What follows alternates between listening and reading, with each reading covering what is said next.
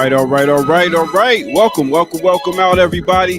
This is the Remix Morning Show, giving you that boom bap breakfast right here on Black Power Media. I go by the name of the Ear Doctor. Let me introduce you to your host. We got no other than Kalanji Jama Jonga. What up? Yeah. Peace. It's good, party people. How y'all feeling out there? We're in the building. It's the Remix Morning Show, Tuesday morning. Whole lot going on. We didn't come to play. It's going to be a lively show. Lively show. I don't know where the rest of the hosts are right now, but hey, man. They sleeping. They slipping. Slipping. They be doing that sometime. I think what it is, they got caught out, on the whole Halloween thing. Shout out to Paulette, a long-time organizer. Dope. You know what I'm saying? Representing the Jericho movement. Glad you're a member of the platform right now. But so we're gonna have a definitely have a great show. We got some great guests coming up. Second hour. Some of my favorite people will be joining us today. Who we got? But you want to surprise him? We'll make them wait. But just stick around. Yeah. Stick around. But yo, I heard Halloween was this past weekend, and they had a Lionel Richie challenge. Did you see that? I know, but I did see your girl Carrie watch. Yeah, so check it. There's this competition. there's a competition going down. Kerry Washington thought that she could beat the BPM crew. You know what I'm saying? We got Lionel Ear Doctor. Yo, we got hold on. I got a full screen. This one. Oh, yes. My man Dr. Ball's in the building. We had to get it started, baby. I just wanted to know who was the best Lionel Richie. You know what I'm saying? Folks in the chat. Put that full screen again, man. Let me see that joint. I need y'all to tell us. I need y'all to tell us who was your favorite Lionel Richie. We got this vote going. Kerry Washington thought she was gonna come take the BPM crew out. We ain't having that. You know what I'm saying? We ain't having that. We don't care what Shonda Rhimes talk about. We winning over here. So who y'all put the votes in the chat? We need to know who's your favorite. We got the Ear Doctor on the right. We got my man Dr. Ball. So Jared, who you think is behind all this? We already know who the culprit is. I don't even know. I just found this, in my archives. So I don't know. I just wanted to say, first of all, I'm gonna hang out as long as I can. Good to see you, brother. I'm on. We got a little bit. One of the young ones is a little bit under the weather, so I'm home with her today. Right. But I saw this. I was like, nah. You ain't letting that ride. Yo, fam. They filed for that. Yo. In all honesty, I love this. We know who did this, but I appreciate it being started up again. We need to get back to that. So I love it, and cast your votes. Yes. Look at Kamal's face. You always gotta be different. You know what I'm saying?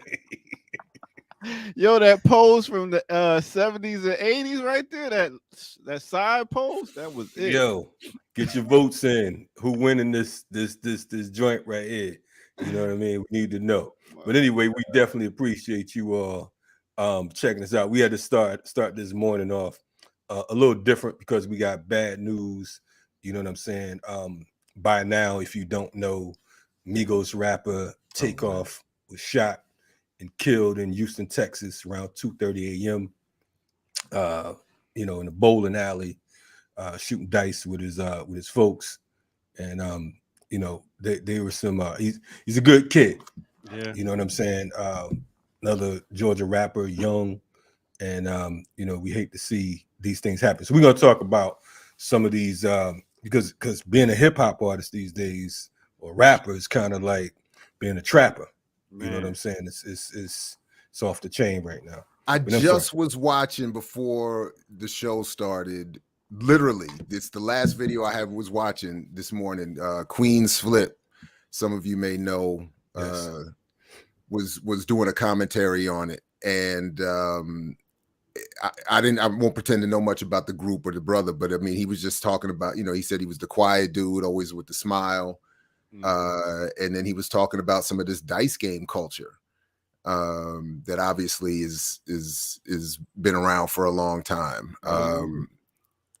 Fortunately for me, the first time I threw dice, I lost so much money so fast. I was like, I can't do this no more. So I was like, I was, but it's just crazy that it's just another, you're right. It's just another unfortunate, very upsetting story to hear, Yeah, we came up playing craps and CeeLo, man. That always I would play for a minute, but then I'd be like, all right, I'm good.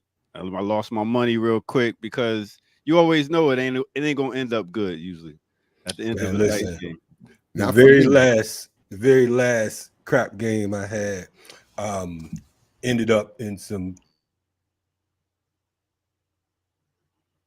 All right. Was that him? Okay, yeah, it was just Kalanji. What's up, Kamal? I think mine is messing up too. Uh-oh. They coming for us. Is this me and you, ear doctor? It looks that way. let me let them go and get this together. Yeah, anyway. But back to the whole Migos thing, man. Even talking about right now, you seeing them on Drink Champs and having that conversation. These cats were literally like for the last 10 years, everybody been rhyming with their flow. Like they're that important to this younger culture where a lot of us would be like, okay, but as into them, like the Migos, everybody is doing that type of flow, right? Which came from them, and he was actually the nephew of Quavo, so he was the nephew of one of the other artists in the group. Oh wow, okay, I didn't know that. Yeah, man. It's just crazy that these things keep happening and people keep getting, a lot of, Anyway, so this is why again, when anyway. This is why, again, I think we need to revisit the whole. We sort of joked about it even recently on this platform, but the whole the historical narrative of hip hop, I think, has to be resituated so that it doesn't keep getting told as this linear, progressive, all to the good force that has helped the community. Because clearly the community is, I'm not saying hip hop has anything to do with this. I'm saying that the community is still having the same issues, in some ways just being exacerbated, if not actually dealt with. So I think part of it could be if people stop promoting wearing so much jewelry, because a lot of rappers are getting stuck up, robbed for their jewelry. And I mean, but I'm just saying that's not the reason they're getting stuck up. They're getting stuck up because people are poor, people are desperate, and people are flashing because that's what I'm saying. They flashing jewelry. But I'm saying if there wasn't this underlying suffering, the flashing of jewelry wouldn't either be necessary or seen as a thing, or wouldn't be something that would encourage somebody to do anything, because it would just be. But that's not the case either, though. I mean, as far as the jewelry thing, because there's been several cases where rappers have been shot and they weren't robbed at all. There was no jewelry taken, money still in their pockets, so on and so forth. This is about it's capitalism. It's about a false sense of power. Folks want to get a name. Folks are in pain. They're hurting. You know what I'm saying? It's a whole lot. It's about white power. It's about emulating those emulated our oppressors, because this is what imperialists do. They go to other countries and they gun down leaders and they install dictators. You know what I'm saying? And they overturn and they form coups and assassinate people. So it's no different. It's just a microcosm of the macrocosm. You know what I'm saying? But we don't want to look at it like that, because that would imply that it's bigger than hip hop, as Dead Prez would say. Right on. Hey, listen, real quick. Now that I see us all, the four original founders on here, it's been a minute, I think, since we've been in this way on here. I don't know if you've all seen this, but there's been some trolls in our comments on the platform inquiring as to the ownership of the platform. And and as if there's something suspicious that we're not telling them. So I just told them to make it plain. You know, here we are. What are you really asking? And if you got something you want to raise, what's up? So anyway, that just came to my mind as I saw us sitting here. I was like, people keep saying, so who are the owners? And I was like, go, you see it's on the page on the blackpowermedia.org. And it was like, well, that just tells us who the founders are. I peeped that too. I peeped that too, man. Hey, yo, man, listen, man, miss us with that sucker shit, man. Forgive me for just being quite blunt. You know what I'm saying? What you think? Black folks can't do nothing?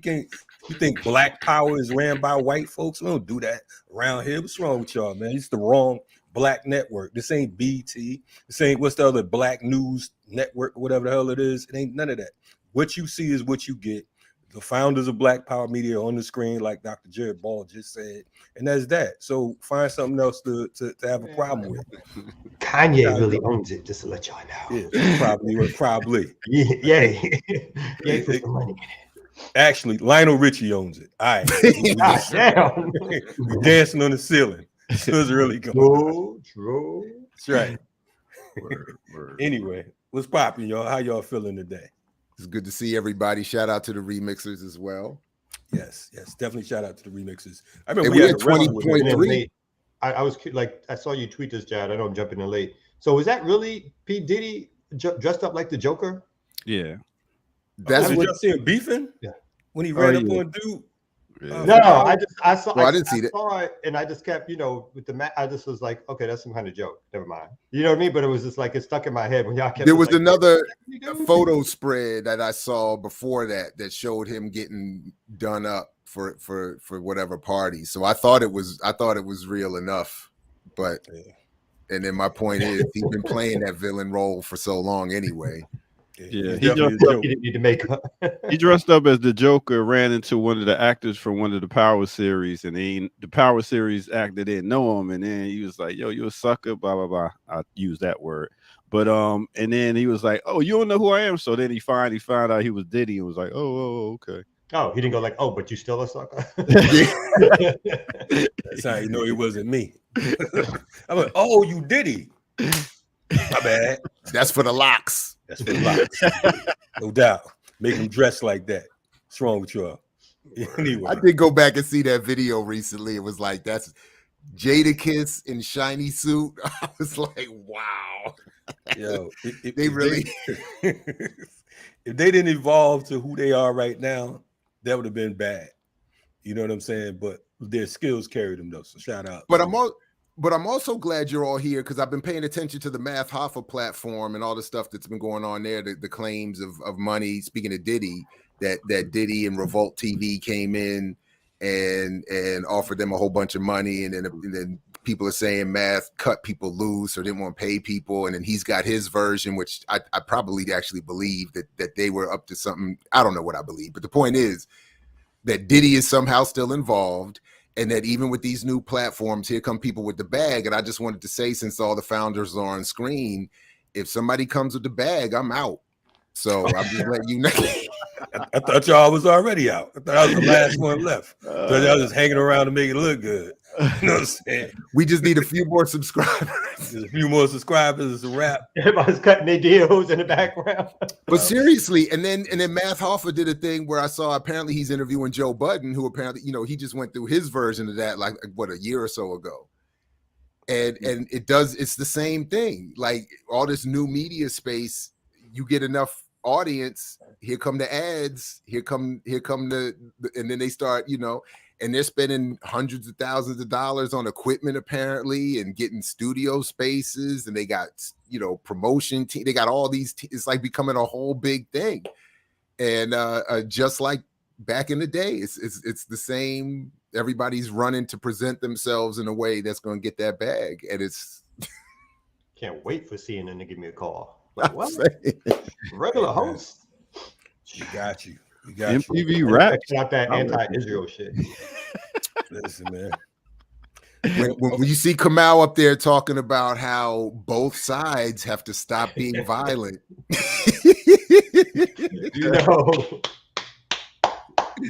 Yeah, shit. I saw him talking about that on a local PBS channel. What are you talking about? Something he ain't waiting on no CNN. What's wrong with you? It's Oh a no, stepping Quaker stone, Anarchist it's is a on. stepping Here we stone. go. It's Me and practice. Andrew Davis and Cordell West got a master class coming.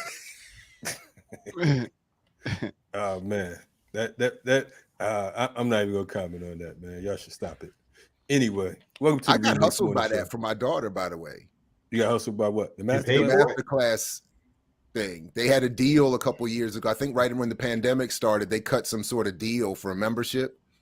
Mhm. And my daughter said something about, she'd be interested in getting singing lessons from Alicia Keys. Oh wow. So I signed up. I signed it up, and of course she don't use it. And of course, it's just a huge hustle. It's a well-produced presentation of people saying, this is what I did. Now, you can't do what I did for real, but pay and watch me in this well-produced video tell you that. And I'm just saying a couple of bars, and you're going to get lost in that because I'm going to play the piano. Someone's already cut me a 7-figure check. I appreciate your time. Man, And if I look right in the camera, you feel like I'm talking just to you. hey, you by yourself. Was it really Alicia Keys or was it Alicia Keys? Sorry, go ahead. Let me ask the chat room something real quick. How would y'all feel if we did go mainstream? Got that mainstream. How would y'all feel if we got our pronouns right and said we don't consist of me? I mean, so if Revolt comes to us and says, listen, we want to bring Black Power Media on. Revolt already came to us for a show, but they didn't offer to keep us. But Jared, why are you shaking your head? That's the start, B. That's the start. I mean, because you gotta get that Diddy whenever money I really try to that think, CNN money, B. Say that again. You gotta get that Diddy money before you get that CNN money.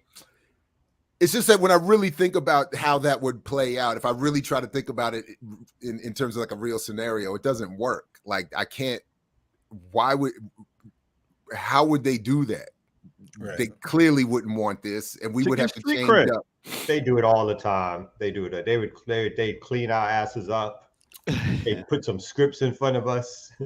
They'd have some managers being like, no. They have some good editing. Before you know it, we would sound like Voldemort. Wow. That's all it takes. A couple zeros on the check. Couple zeros. 6 zeros, B. 6 zeros with a 1 in front of it or 2 in front of it. Hey, the views and opinions of the like the friends. Like the friends, they all negotiated together and got 7-figure salaries and shit. We gotta do it all together. Yeah, well. And if somebody disagrees, then we just throw them off the platform or some shit like that. It'd be like a 5 heartbeat shit. It's like, that's clearly how it works. Here we replace. Yeah.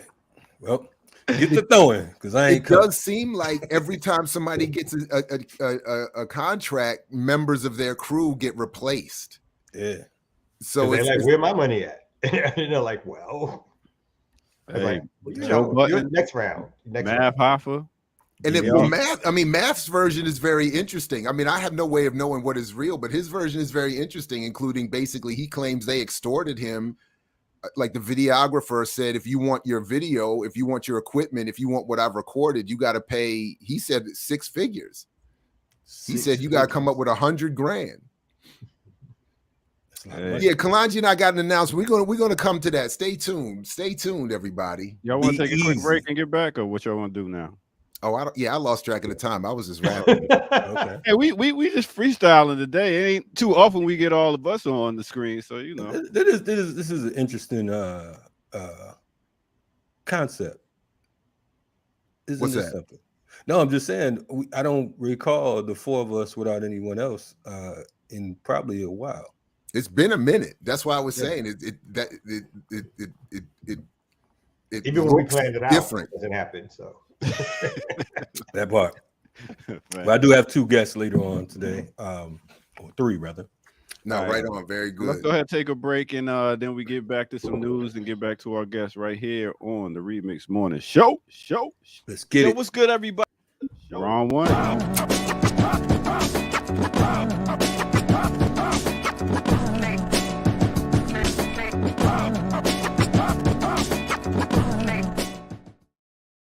Yeah. What's good, everybody? Welcome out to the Remix Morning Show. Make sure y'all hit that like button, subscribe if you haven't already, and go to patreon.com, drop some change in the bucket. We are wrapping up our fall fundraiser. It is November. Big up to all my Scorpios out there. It is our turn right here, right now. Yeah. With that said, let's go ahead and get to the weather report. Let's start off with ATL. ATL Atlanta, they got a high today of 71 degrees, which is all right. Brooklyn, New York, BK, what it do? High today of 67 degrees. Next, let's take it to the Detroit, Michigan. High today also of 67 degrees. We are pretty much around the high 60s and 70s all around. Dallas, Texas, they got a high today of 75 degrees.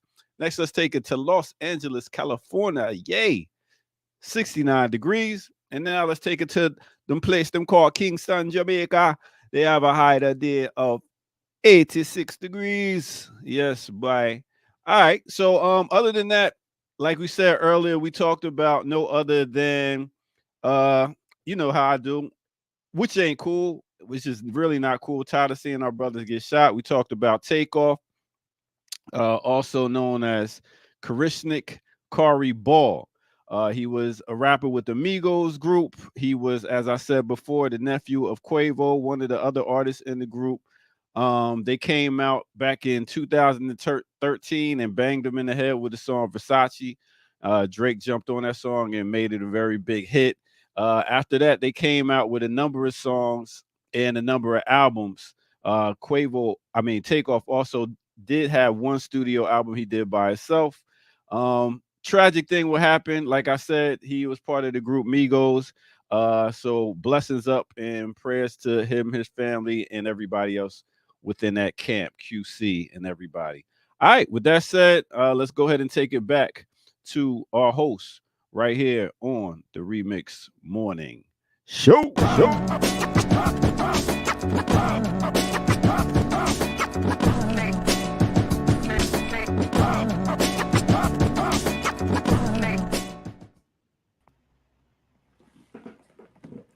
Yeah, that's a terrible thing. I don't know. Anyway. All right. So yeah, let's go ahead and get back to the news. I'll catch you on the next break. Peace. All right. Thanks a lot, Ear Doctor. It's crazy. It seems like that's the regular now, huh? Folks just getting these rappers, getting shot is like something different. Back in the day, it was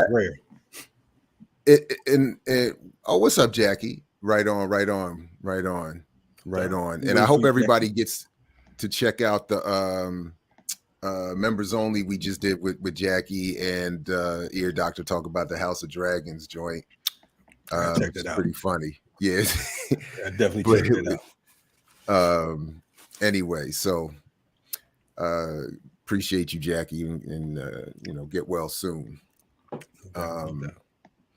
Jackie in the but building. Yeah, go ahead. Yeah. No.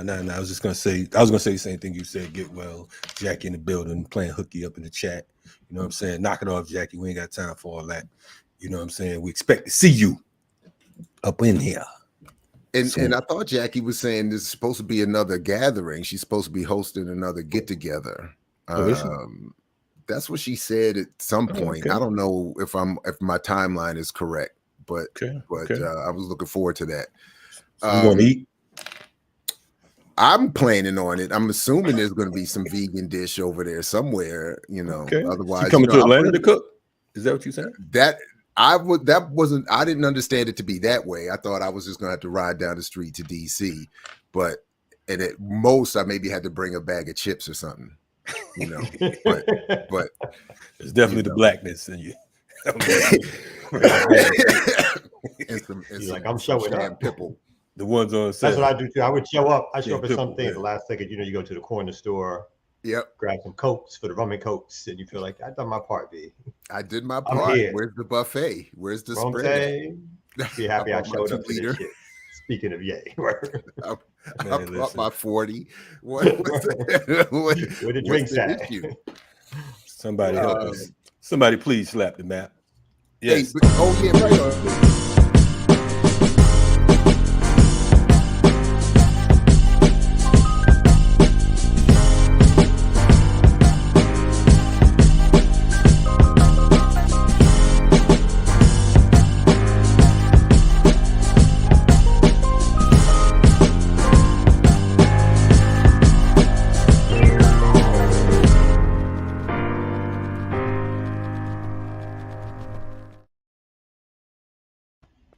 Oh, I love it.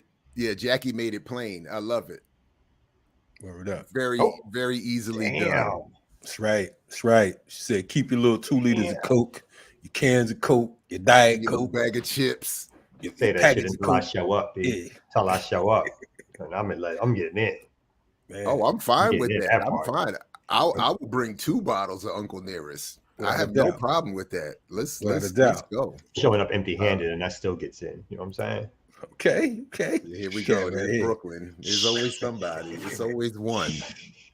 Yes, indeed. Hey, listen, what's happening? Can I just say this real quick? Because Dr. James sent us a story. It's a little bit.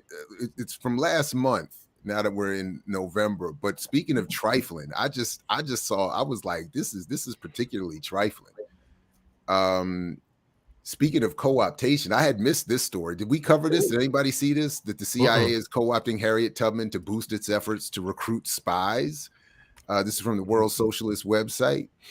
The Central Intelligence Agency made headlines last week after agency director William J. Burns cut the ribbon on a new statue of Harriet Tubman outside CIA headquarters. Is that supposed to be Harriet?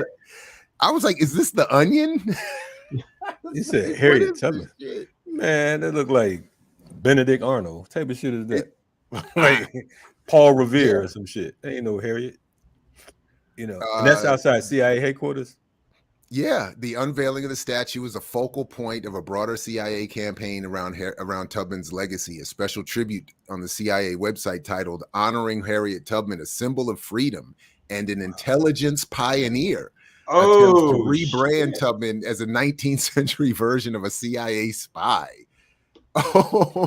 She looked like Shirley from What's Happening. You know what? I see that a little bit in there. I do see that. Shout out to Shirley. Shout out to Shirley. Yeah, I see that. I can see that. And this is why Black Power media is necessary. This is why alternative news sources are necessary, because they will have you confused upon confused upon confused.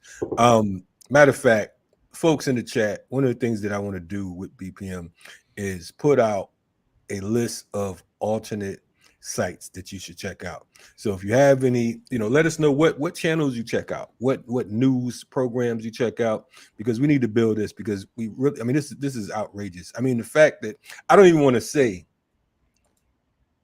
how I feel about that statue in front of the joint, but the only statue that was worse than that, that was a black depiction, was the Tupac statue down here at the Tupac Center, where they had him looking like he was 70.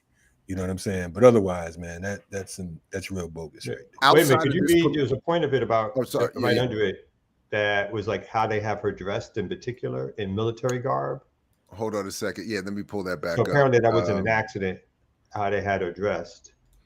Oh yeah, no. I'm sure it wasn't. Let's see. Right there. Yeah. Where are you seeing that? I'm not. Oh, right there. You keep it right there. It says the piece couches Tubman's work. You got that? Okay. Couches Tubman's heroic work of rescuing slaves through the Underground Railroad in military garb. Wow. Describing her as leading clandestine operations to gather vital intelligence as a spy. That's just fucking amazing. So they get I love how they do this. So the CIA, which is, if people, obviously the history is much more complex, but it's the WASPs who, never mind all this controversy about the Jews right now, but the CIA is clearly a WASP creation, and they were very clear on that. This is for white Anglo-Saxon Protestants to protect this country from everybody else. And I don't like to use films, I get it, but if you ever go see that film, The Good Shepherd, and that scene where Matt Damon is sitting down with Joe Pesci, and he's going through, Joe Pesci is saying, the Italians got culture and food. He said, even the niggers have jazz. I was like, they got their music. They got to throw that stuff in there. They got their music. He said, what do you have, Mr. Whatever? And he said, we have this country, Matt Damon said, and the rest of you are just visiting. And it's like, so the CIA is like, but they also, so then they get to take credit for this idea that the North was somehow in some sort of intelligence competition with the South and therefore could use enslaved Africans that they somehow are not involved in. And have us repeat it. You know what I'm saying? And it's like, it's ridiculous, man. I mean, so you all we're gonna be the bringers of freedom, right? Recasting history. These motherfuckers, boy, they'll rewrite history right before your eyes, and I'm guaranteeing there are Africans that'll be there today taking pictures in front of that statue, thinking that they're doing something honorable, or some folks that'll travel there to say, oh, there's a statue of Harriet Tubman. And they'll think that everything's cool just because of the fact that it's supposed to be Harriet, But this is this is gangster, man. They know no bounds, man, and it's just amazing. But the ruthlessness, you have to admire the ruthlessness. No, right on. That was perfect. It is the gangster, and obviously who is more gangster than these cats? I mean, the history of the CIA and the people that put it together and the stuff that they were doing. And I mean,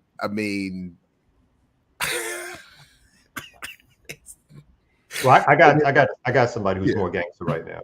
Yeah. Oh, word. So let me bring up this next story, just because this must be like a shithole place to work at right now. What, Elon Musk? Oh my God. No, we got to talk. So everybody knows the South African billionaire with the bad hair transplant. Just bought Twitter last week. And of course, we're talking about one transfer of wealth from one group of billionaires or millionaires, 100 millionaires to another one. So it's not so much like it was some, revolutionary platform or place that got transferred to some oligarch. It was already owned by the wealthy elite. But however, Elon Musk just must be a fucking terror to work for. So Elon Musk has pulled more than 50 Tesla employees into his Twitter takeover, and just some headlines that he's now the sole director, and as folks know, he's taken Twitter from being a public company to a private company. He's authorized dozens of autopilot software engineers and other Tesla employees to do code reviews. And Twitter employees say managers instructed them to work 12-hour shifts, even 7 days a week, to hit Musk's aggressive deadlines, and that their jobs are at stake. And then, of course, prior to his taking over, or right as he was taking over, he put out information about how he was going to fire half the employees.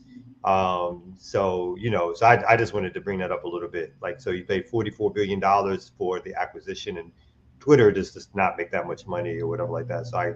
So he's going to do layoffs in order to try to wrench some profit out of it. And he's trying to charge people for their little blue dots, I guess, the blue check marks that they get, like $19.99 a month. Why you would ever pay to get a blue check on Twitter, I just do not know. But that's also part of the plans. So what do y'all think about your South African boy buying Twitter? Well, maybe it's just because we were just talking about the CIA, but in hearing you tell the part where he took them from public to private, and then your point about Twitter not making enough money in its current arrangement for it to be worth that much money. So then so as I understand it, and I just happen to be from one of my classes going back into some of the history of mass comm and the development of propaganda studies, basically. And one of the points that is being made is that there are two tracks that always guarantee these folks money. One is the consumer track. If you can produce data and research and access to consumers, you can make money. And of course, the other one is intelligence. So from what little I understand about this, when you go from public to private, you're no longer taking public investment. You're no longer publicly traded. You're no longer, to the extent that it happens anyway, under the purview of any oversight in terms of government regulation and the SEC and all of that. And it's harder for people to identify what exactly you're doing and how you're making your money. So if he put in all this money and he can't make money off of the consumers and the users and the ads, I don't know. It just, you know, and we don't know, and we won't know is the point. Once you go private, it's harder for us to know. I think what he just did was bought another piece to the security state. You know what I'm saying? Another this would be another form of law enforcement. I think that this is another database that they're going to utilize along with mass media. So to us, we're looking at it like, well, he's not going to make much money. But the reality is it's another piece of this federal institution, this poisonous system. They're collecting data. They're going to be able to do more control because now it's private. So, you know, they can hone in a little bit quicker and deeper. And, you know, why not invest into this is a security state. It's a police state. Why not invest in that particular type of system? You know what I mean? So what he did is like he bought a whole bunch of cameras that he doesn't have to pay electricity for. You know what I'm saying? Because now he gets to monitor everyone, hire the right people.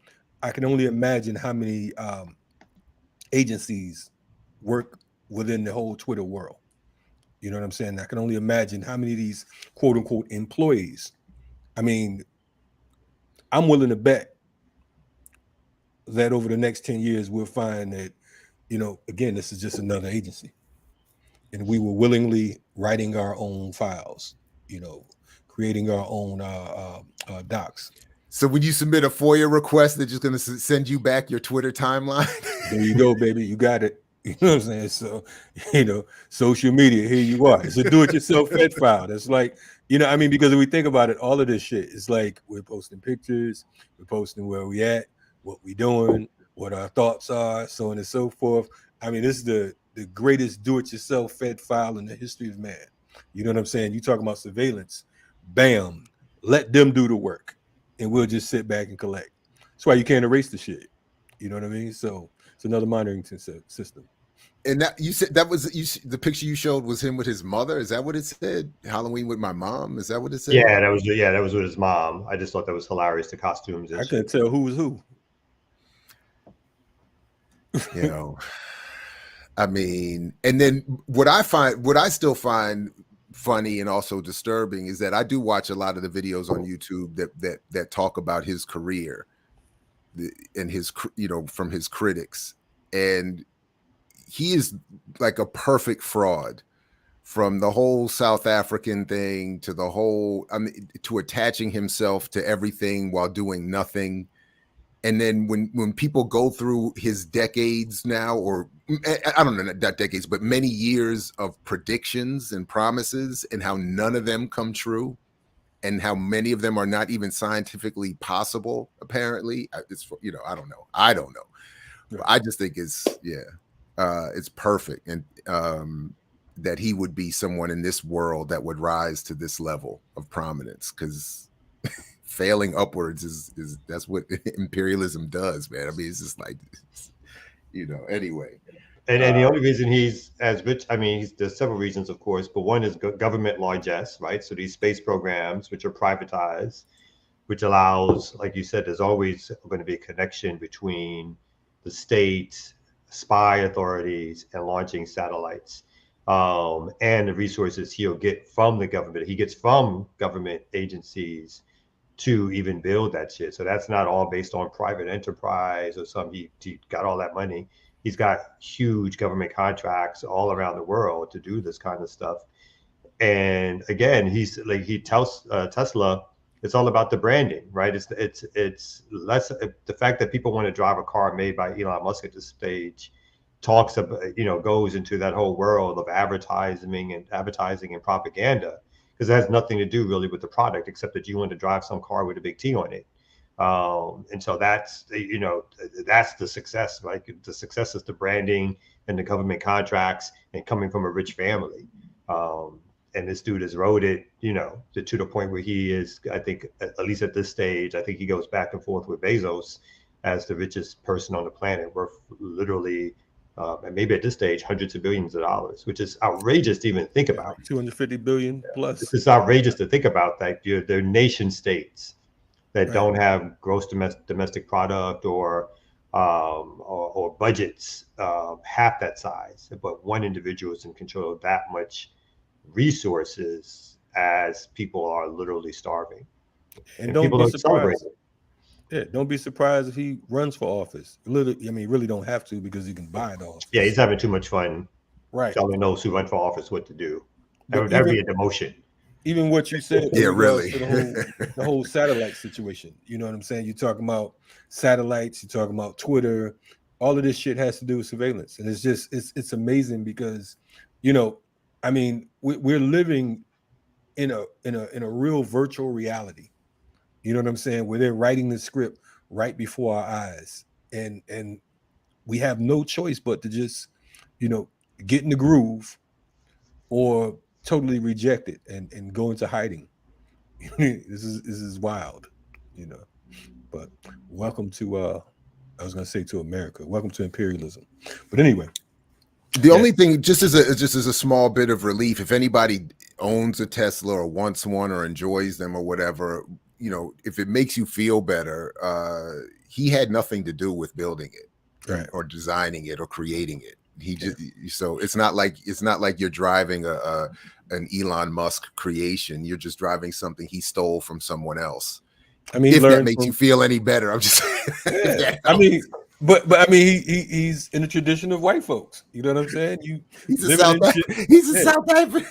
Living in something, benefiting off of something that somebody else created, and you know, and you get. He's an Afrikaner. He can't help himself. I mean, shit. He can't help himself. You know, shit.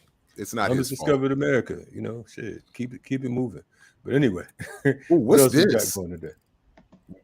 Oh, I don't know about this. I got to get caught up on that. What's the latest WikiLeaks dump? I don't even know. I'm scared to know. Anyway, my bad. I got to get caught up. Shout out to Erica for the run sheet again, by the way. Yes. But comrade Kwame, please send us some details. That was a nice tease. Where y'all want to go next? What's happening? What's the latest? So many. Anybody got something? Okay. I got one on here. Okay, go ahead. Yeah. So just again on this whole theme of kind of us being captured by celebrity culture and just the world we live in. So for folks who haven't heard, De Beers announces pronounce the sister's name. Lupita.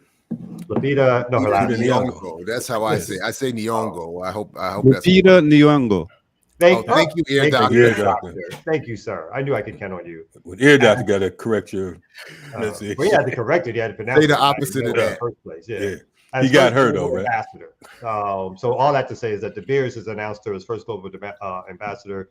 De Beers is, and this is basically their press release. De Beers is proud to announce Lupita as the first as the first global ambassador. The Academy Award-winning actor stars in a new brand campaign, De Beers, which tells the story of the only global luxury brand that starts at the source. As a core element of the partnership, she'll support De Beers' Building Forever commitment, which aims to advance women and girls where its diamonds are discovered. They're discovered where they're discovered. And as you can see, a beautiful picture of her with her diamond necklace and diamond earrings. So I just wanted to throw that out there. You know, the representation politics continues. Folks are always glad to see a new kind of a Black person, particularly a dark-skinned Black woman from the continent, make it big, power to the people, and then boom, it's like she does what everybody does. So what's CIA Harriet Tubman? Same vein. I was gonna say, what's worse? I was gonna. It's got to be the CIA and Harriet. That's clearly, definitely. Nah. I don't even think so. Okay, no, I'm not even gonna say that because we're talking about blood diamonds and we're talking about. I mean, we're talking about equal or not even equal. We're talking about long-going terror. She's not of the stature of Harriet Tubman. You know what I mean? Like she's like Black Girl Magic. Yeah, but I mean, they've never been a freedom fighter.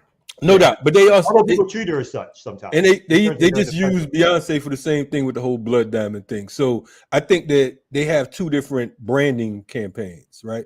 So you have one is going to use the entertainment industry because, like I said, they remember Beyonce just had her little commercial a few months ago. You know what I'm saying? So the CIA, they're like commercial. I didn't know that. No, it wasn't she had a blood diamond or whatever. She took some picture with from the Bears. Yeah. Tiffany's, right. Thank you. Thank you, Doctor. Again, that voice from above is well, same shit. I mean, Tiffany's didn't go get the diamonds themselves. You know what I'm saying? The Bears is the grand poobahs of that shit. But when you talk about the Harriet piece, I mean, they're just going straight to history. They've been trying to flip Harriet for the longest. First, they want to put on a $20 bill. Now they want to give her a statue in front of the CIA. I mean, these they just cold-blooded. You know what I'm saying? They have no regards for our ancestors. Meanwhile, we got to walk around with their dead-ass white ancestors in our wallets and shit every day. This is amazing, man. I did know that Lupita thought that The Woman King was too much of a reactionary film for her to participate in because it portrayed positively women who had captured other Africans and sold them, and she thought that it was a disrespect of the depiction that they get in the Wakanda films. But now this is apparently now I'm starting to think that's what I was like, De Beers just added a couple zeros. They got all the zeros. Oh yeah, I'm sure De Beers' check is like worth for her, because as much as she's built up in the Black community, I think somebody pointed she gets substantial money from the movies. Don't get us wrong, but that De Beers contract is probably multi-year, multi-million-dollar. She's like, fuck that. There has to be a serious response to this, though, man. And this is why. This is why we're looked at as so damn weak. You understand what I'm saying? That's why we can be canceled by other cultures. That's why we can be hired, fired when we don't even work for a motherfucker. You know what I'm saying? The fact that Lupita is doing it, we should have the same response as when these quote unquote entertainers go perform for the Zionist state of Israel. We have to have that same response. That same response, because this is disgusting right here, man. We're joking about it, but the reality is how many people have died, how many limbs have been lost, how many generations, and you have a nerve to join this campaign for some zeros. That's what the fuck you call a sellout right there. I don't care how beautiful you are. I don't care how dark skinned you are. You know what I'm saying? To me, you're worse than Candace Owens at this point. Because Candace is at least talking. Your ass is like, look, we support De Beers. How fucking low can you go? She's a piece of shit. I'm sorry. Yeah, I don't know. It's not a disagreement. It's just an uncomfortable. That was just uncomfortable. Shit. With Candace, any comparison with Candace? Man, listen. I had to sit with that for a second. I was like, oh. Yeah. I mean, shit. I mean, how many of our people have been, slaughtered? Africans just no doubt. Man. No doubt. And I've read a little bit. I've seen, and heard some of the discussion of the development of those mines and Cecil Rhodes and all of that stuff. And then to learn a little bit about how De Beers works and all of that. I mean, I'm not disagreeing with you.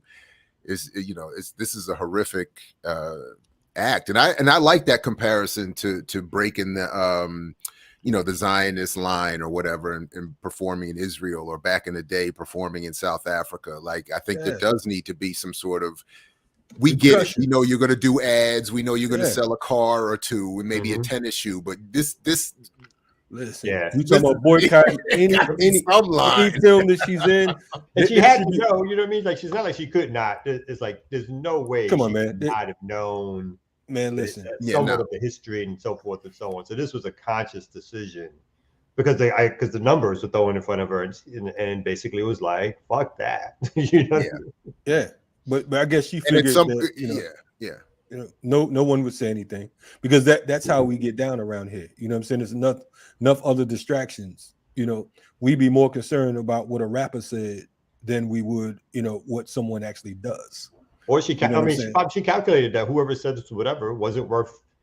It doesn't diminish her in the eyes of the folks who are giving her the money and her future Hollywood roles, because it's all part of the same ecosystem. So basically, she'll withstand social media torment, like, talking about her decision, because her bank account is packed. You know what I mean? So I think she made a conscious decision. Is like, I'll withstand those slings and arrows for the amount of money that I just got put in my bank account.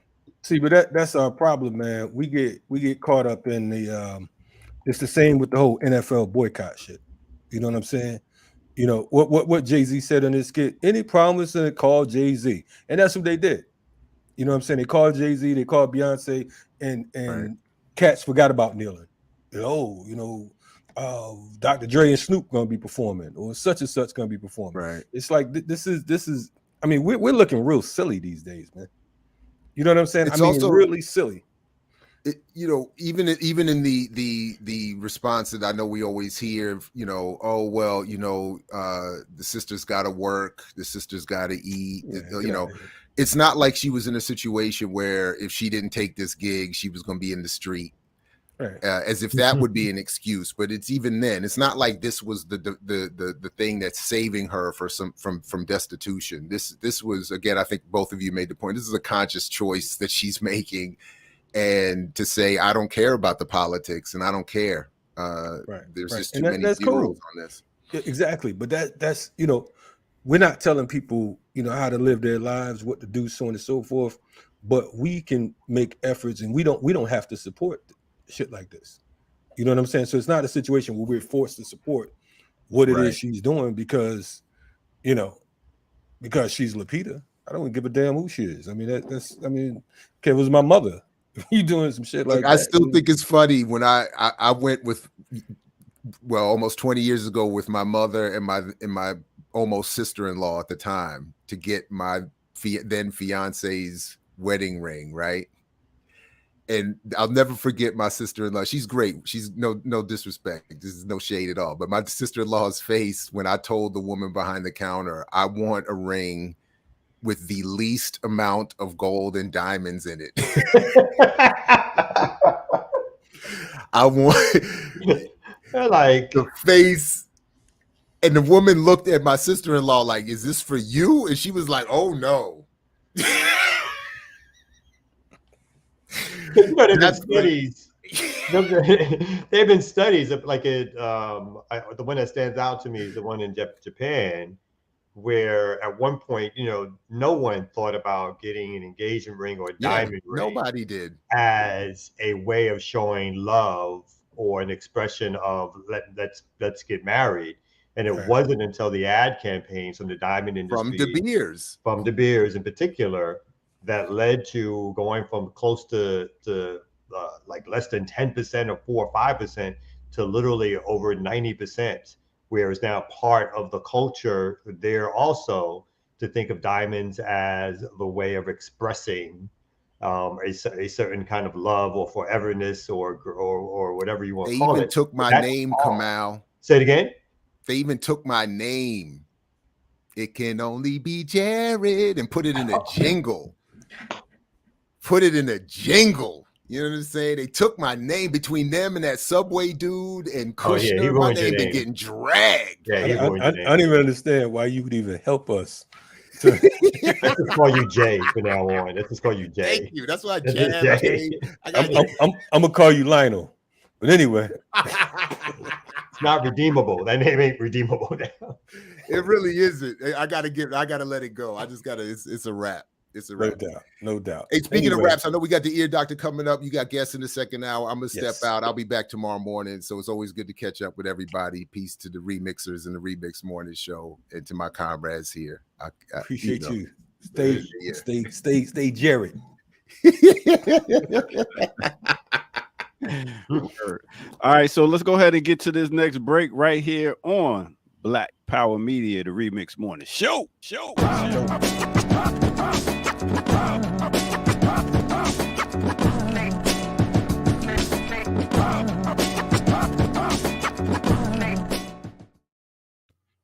right, welcome out. So in case you didn't know, in case you haven't already, go ahead and hit that like and subscribe button if you haven't. Wanted to go ahead and let you know that we had a lot of dope shows drop last week in case you didn't know. And with that said, I wanted to go ahead and put you on. First of all, let's start right at pum. Let's go to Hear Ye, where we had two sisters talking about a little bit about Kanye on Brokish. Let me just say that, okay, first of all, this conversation is not about Kanye, in my opinion. And we're going to talk about that. So we actually not talking about his ass. But what I'm really mad about is the fact that you are making me do this, that you drug me down this rabbit hole with you. And so I'm mad about it. But then at the same time, I'm like, but the people need to know. They do. So I'm really going back and forth between like anger and, but this is what. So y'all got it out right there. Also, what we did have is we had a episode of no other than Black Myths. So Black Myths was talking about profiting off of Black death. Check this out. There's a benefit of Black rage on both sides of this. So there's the people who we often focus on that like make money or quote unquote profit off of it. But then there's also folks who can just pass repressive laws off of it too. Right. So we talked in like, I don't know if we talked about it, but in the first essay, it's like, yes, we saw people get book deals and all that shit, but we also saw anti-protest laws, right? We saw the anti-critical race theory shit and all the stuff to repress any kind of history that wasn't even being taught in school. So right there, you had that also. And last but not least, in case you didn't know, we had a new episode of Real Talk. And guess who was on it?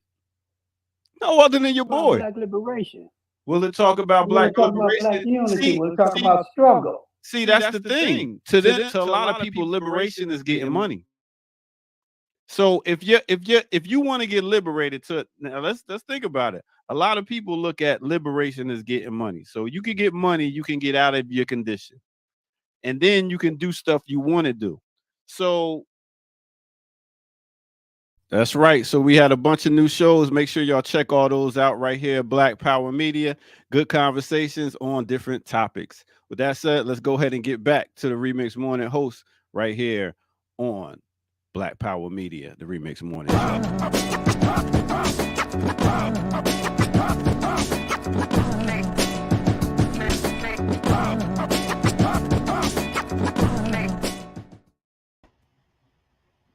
Yeah. All right, so that's what it is. Make sure y'all check out those shows that drop. We had a bunch of shows drop last week, so we'll check them out. Y'all's killing the game. No doubt. Killing the game. That's what it is. That's what it is. I catch y'all next break. Cool in the game. Yeah. So who you got coming up? I'm supposed to have a couple guests. I see one of them right now. You know what I'm saying? So we may just have to roll with her, and we'll find our other dear sister shortly. But we have some of our folks coming up out of New Orleans today, and they're gonna talk about something they have coming up that's pretty dope. And we wanted to bring them on to see what's really hood out here in NO, or out there in NO, because we're not in NO, we're in ATL right now. Anyway, so we're gonna bring on our next guest in a few ticks. We'll see you on the other side real quick.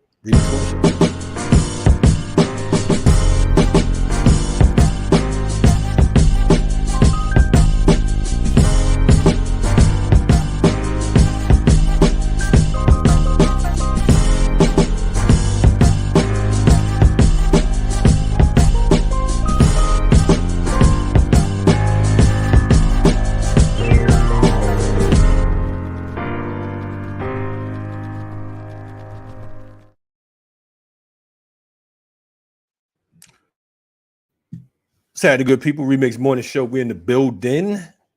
I have a couple guests here in the 9 o'clock hour. One will be coming on in a few seconds.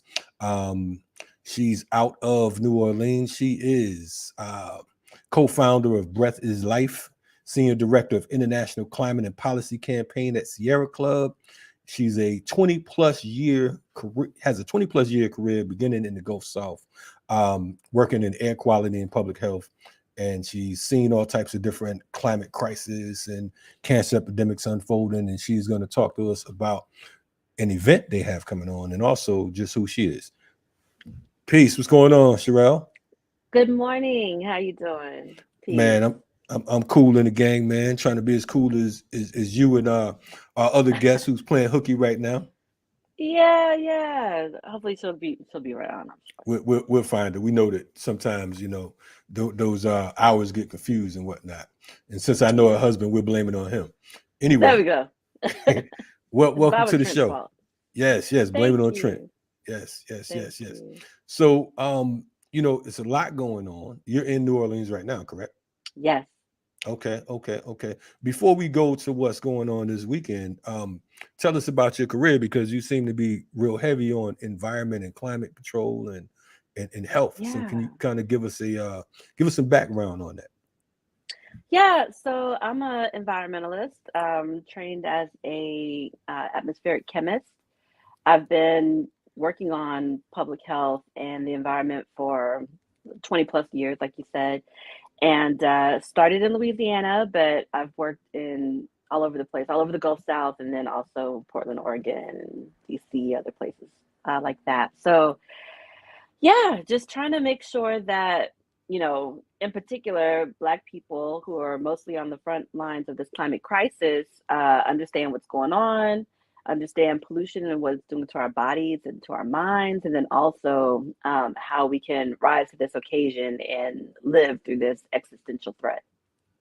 Yes. So, I mean, and I'm glad you're talking about this. This is one of the things that, you know, particularly in the Black community, when you say that you're an environmentalist, you know, folks look at you like you're out of your mind. I was talking to some folks a while back, and I said, you know, yeah, man, you know, they was like, well, what does FTP mean? I said, one of the things was for the planet. He's like, what do you mean? I said, you know, the environment. We got to get things in order. And it's like, well, the environment. I'm like, listen, all the issues we have on the planet, police brutality, political prisoners, and any type of things dealing with human rights, we won't have to worry about if the planet is jacked up. So if you could give us an idea of what we're looking at right now, climate-wise, on this planet. Well, that's timely because the COP27 is coming up. In fact, next weekend, both myself and Sunny will be in Sharm el-Sheikh, Egypt, for this UN climate conference. It's a world climate conference. And, you know, one of the big issues is loss and damage. Basically, those parts of the world, and some of them are in the US, that are expected to not live through sea level rise and are not expected to live through more than 1.5 degrees of warming, have called on the global north and those who have been polluting everywhere, and are saying, listen, we're going to lose our homes and livelihoods because of what you've been doing, because of the gains that you've been making financially. And you have to make us whole. You have to make sure that we're not the losers in this. So loss and damage is supposed to be funding to stop just that. Like, think of Hurricane Katrina. That was a bunch of loss and damage. People lost their homes, they lost their lives. The city has come back, but it's not the same as it was before. So, yeah. And so that's one. And then, oh goodness, I would say another important point is just, you know, we're at 1.2 degrees of warming right now. And all the world scientists say that 1.5 degrees of warming is the tipping point by which we have then runaway climate change, by which we can't even say what the consequences are. We can't calculate that. We don't even know how bad it will be. And the climate crisis is much more accelerated than scientists thought in the beginning. So this idea of sticking to 1.5 is really important. And right now, IPCC and International Energy Agency just came out with reports last week saying that we are on track for either 2 or 4 degrees of warming. Wow. that's way beyond the 1.5. So that should be alarming to everybody. Like, okay, we're off track. We need to get back on track to the 1.5. That is horrific. You know what I'm saying? I think that first and foremost, we're definitely gonna have to invite you back on for a longer discussion around the climate, because I think that it is so many of us take it for granted, and they think that it's just like the numbers you were just spitting. It's like it means nothing. It's like, oh yeah, we're gonna live or whatever, so on and so forth. But we don't really understand how deep we are inside of this hellhole. What I want to do real quick is I want to bring on our other guests who she finally tied her husband up, so she's able to come on in, because we gotta get him out the way sometimes. He be out of control. Good sister Sonny Patterson in the building. What's happening, Sonny? Good morning. Good morning. How y'all doing? Can you hear me? Because I couldn't hear y'all on the laptop. You couldn't hear us? Oh yeah, I hear you now, but I hear good. going from my phone. But that's how Man, listen, yes, we was just kicking it. Sherelle was dropping so much science and whatnot. Got me about to. That's what scientists do. I know. I'm about to change careers. I mean, like, shit, this seems safer to be a scientist these days. Yeah. But anyway. Yeah. So that was something I saw this morning about about the brother and everything. Right. From Migos. Brother. Yeah. Takeoff. Yeah. But for folks who are not familiar with Sonny Patterson, Sonny is I think that it would probably be, to me, saying a poet is like such a understatement. But she is I would say she is and some of my poet friends gonna be mad at me, but sorry, y'all got to swallow it.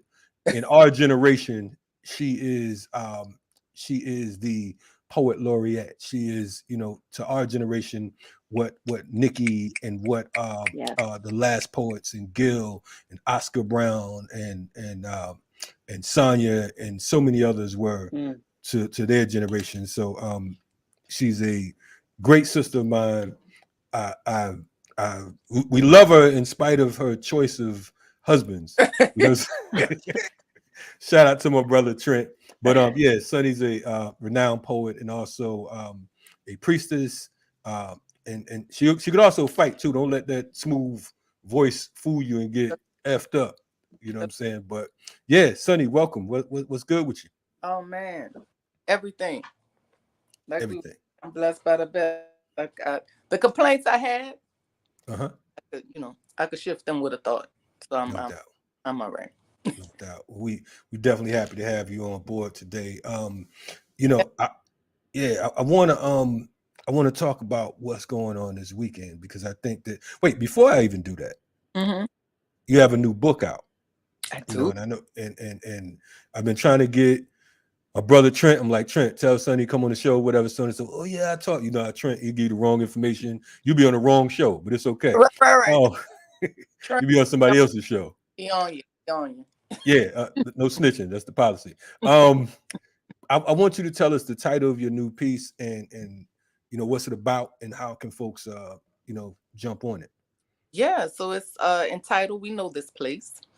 It's a book of poetry. It's a book of poetry that took a while, not because it took a while to write, just because it took a while to compile, I guess. But that was on me. At first I was going back and forth with what pieces, what this, what that. It took one of my elders to say, who's a phenomenal poet, writer, and activist, Kalamu Yasalam. He said, honey, just put stuff together. Just put it, don't matter. Just put it together.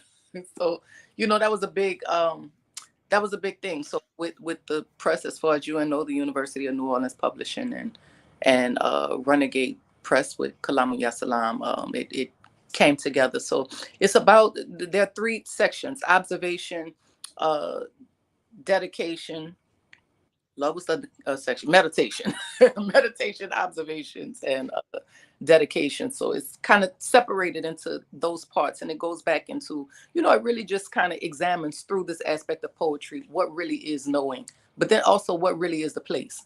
So Right. it's about, you know, really just that we know this place, which one, all of them, you know, because that's what Black folk do. If we don't do nothing else, we be knowing. We be knowing. You know? So Right. you know, this is, you know, paying homage to that aspect of knowing. No doubt. No doubt. So how can folks get a copy of that before we get into what's going on this weekend? Because everybody in the chat, I know they about to pull their wallets out right now. Oh You man, know what I'm saying?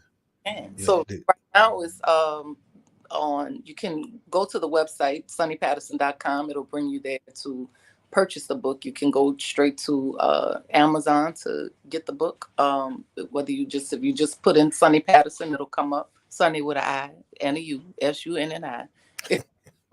It'll come up, and yeah, you get it from there. Amazon, you get it about 2 days. Coming to me might take a little longer, so you might want to go to Amazon to go ahead. At least you honest. No doubt.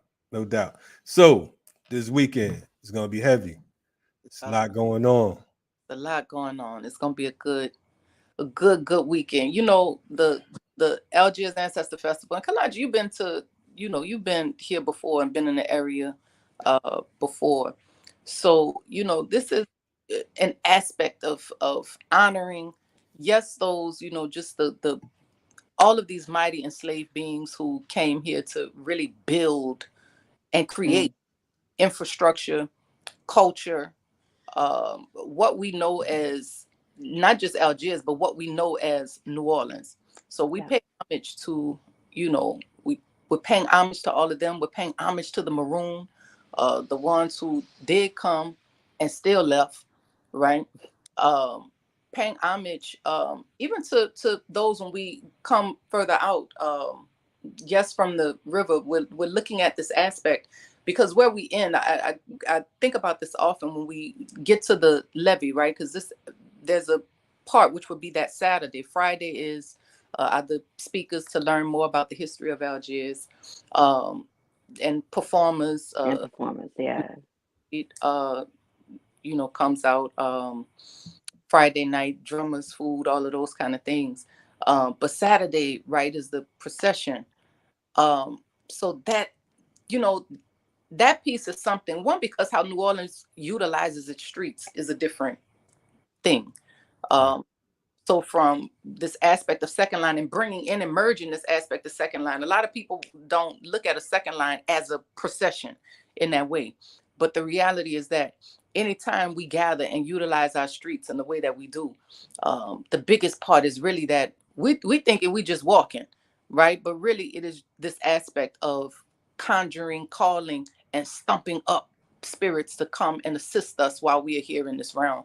You know, the biggest part for us was to sweep the streets and what that means, right? We started this in 2020, and when we thought about it, we knew it was 2020, but we didn't think about this aspect of I don't want to say it like that, but when I say we didn't think about this aspect of the pandemic, we absolutely thought about this aspect of the pandemic, and that was really one reason why we brought it forward, because we knew what it was that we needed to assist us during this time, right? The organization we have, Breath is Life. We at the top of the pandemic, we had so Breath is Life is the name of the organization, but Breath is Life is also the name of the events that we put on to bring together and, you know, merge this. I don't know if Sherelle, you spoke about that part, but to merge this aspect of science and art and spirituality and what that means and looks like for our communities, right? To bring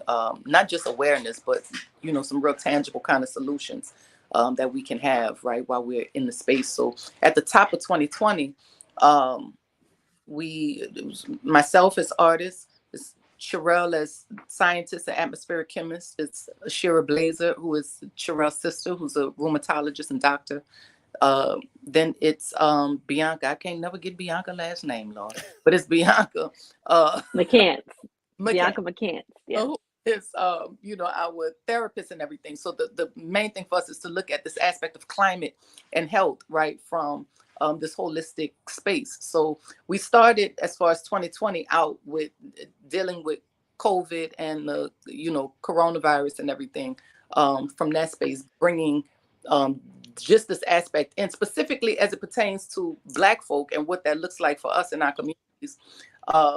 And then later on in the year, we bring in and brought in this aspect of ancestors, so that again, as we're sweeping the streets, we're going through, this is beyond just, oh yeah, let's bring out let's have a second line or a masquerade in this sense. No, when we understand what that is and energetically what it does for us individually and what it does for us collectively, it's really about it's so many words that come up with it, because it's sweeping is the only word. And when I'm saying sweeping, I'm saying, we know what a broom does, right? And not only that, we know what an old broom does.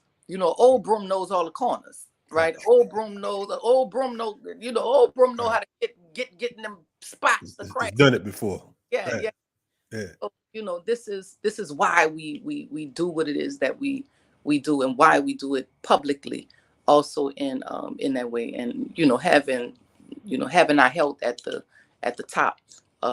It's a lot of things that we had to do to ensure safety, to ensure that as we gather, we together, and we're making a true and real difference when it comes down to how we are growing and expanding our communities. Listen, that is I saw the video from, I think it was 2020. And it's, first of all, I just want to say your joint ancestors. Yeah. I don't know if that's the exact title or whatever, but that's always on rotation with me. That's like one of my wake up alarms. I just want you to know that. But also I'm about the jacket for my show. I'm just telling you now. So tell you people, give my people whatever they're gonna do. That's gonna be my new intro. But watch me work. Yes, watch me work. That's my favorite one. Yes, it is so the spiritual aspect and the cultural aspect of what you all are doing is what I love, because to me, I feel that politics without culture is confusion. Absolutely. You understand what I'm saying? And so many people are so, they're on point when it comes to politics, but when it comes to their own culture, it's like, that's not important. Yeah. So I want to ask both of you, and we're pressed for time, unfortunately, but I wanted to get y'all on here. I want to ask both of you, how important to you all is culture to our movement? How important is spirituality and culture to our movement? I can answer quickly. Paramount to our movement. It needs to be what all of our movements quite literally flow from. So yeah, I'll leave it there. Yeah. Yeah, culture. I'm big on that. Culture is a barrier. It protects us. When we're thinking, it's quite often we don't, for whatever reason, we don't look at it from that space a lot of times, that it is truly a protective barrier that assists us, along the way. But then I also come from the space and definition, right? It says that spirituality is the highest form of politics. If we're saying that politics is the gaining and maintaining of power, how do we gain and maintain power? And for many of us, it is through this aspect of culture and spirituality.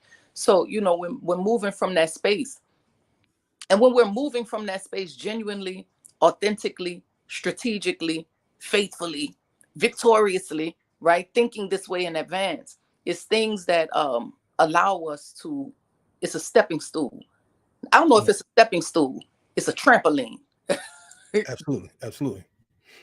Yeah. No, I mean, and I'm glad that you all, because that's one of my struggles with my people. You know what I'm saying? Because it's either too much of one thing and not enough of another. When we're talking about this thing, it's mental, spiritual, and physical. You could be the baddest fighter in the world, but if you don't have your politics correct, then you'll be fighting on the wrong team. Yeah. You know what I'm saying? If you don't have that spiritual foundation, that grounding, then you'll be confused into thinking that you are literally your ancestors when you haven't done anything to go near the ancestors. You know what I'm saying? and you know, from the you know, like I said, the mental thing, it's so necessary. So I'm grateful to have you all on here. And I'm still working my way out there. You know what I'm saying? Because I already know. Yeah, you gotta come. Year 3. This is year 3. You gotta come. Man, I know I'm slipping. You know what I'm saying? Well, I'm gonna blame it on Trent again and say he gave me the wrong date. He did tell me the end of November at first. He did it. Now, in his defense, we did have to push the date up. We had to push the date up this year, yeah. Okay. We're gonna let him slide this time. Yeah. We gotta let him slide. Both of us. Okay. A conference in Egypt. It's a climate conference in Egypt. So we leave right after the conference. Oh man, well, travel safe. Yeah, on that for sure. It's a piece. So in his defense, yes. Okay, the Ancestor Festival is the 4th and the 5th. Yes. So we hope that people do come. The evening of the 4th. Where? Yes, go ahead. Where? Okay, tell me the name of the spot, Sonny. You know better than I do. It's That's terrible. So this is the other part. Because we've had to shift places. Look at this. The first place we went right. I was like, boy, we'll work that thing in a way. So the first place we went, they ended up calling us to cancel. The owner was very sick. They didn't know if he was gonna make it. All these kind of things. We was like, dang, this is an Ancestor Festival, not a funeral. All right, we go. Let's figure something else. All right. So we went ahead. So now it's at the Old Algiers Cultural Center, which is formerly the Craig Center. I think you have been there before, Kalonji, at some point. Okay. Yeah, I'm sure. It's the Old Craig Center. It's 1800 Newton Street. 7 o'clock on Friday. 7 to whatever. Just get there. Because you know, you don't know, like we say, ain't no party like a goon party, like an ancestor. And it don't go stop. So that's 7 p.m. Okay. This Friday, November 4th, and then November 5th is 2 o'clock. We start the procession at 2 o'clock. We leave from the corner of Nunez and Lamarck here in Algiers, and leave from here. Go to the river. That's what's up. That's what it is.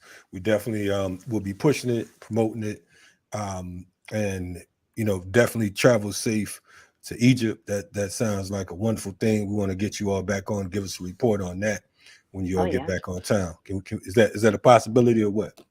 That's it. Okay. Happy to.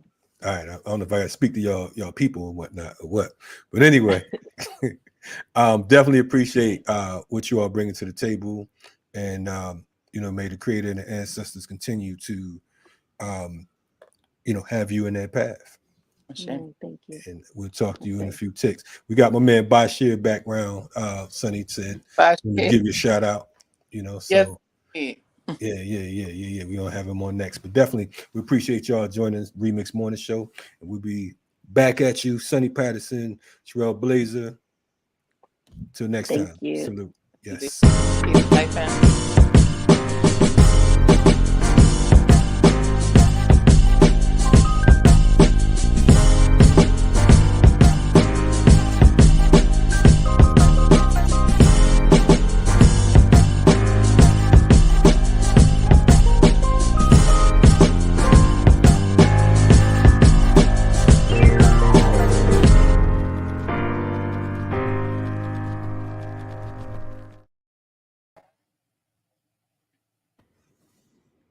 Peace. What's going on, man?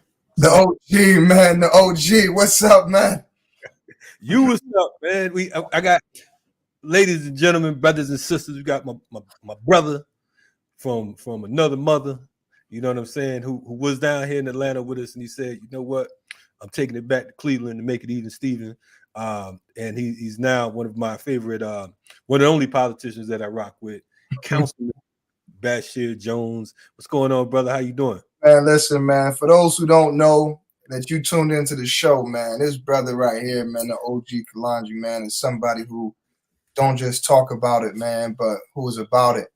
And he's one of our OGs, man. If anybody is involved in any form of activism and serious Black consciousness and striving to, you know, bring that into any space that we're in, you have to you know, you have to look at the footsteps, man, of the brother Kalonji, man. So I'm honored to be here with you.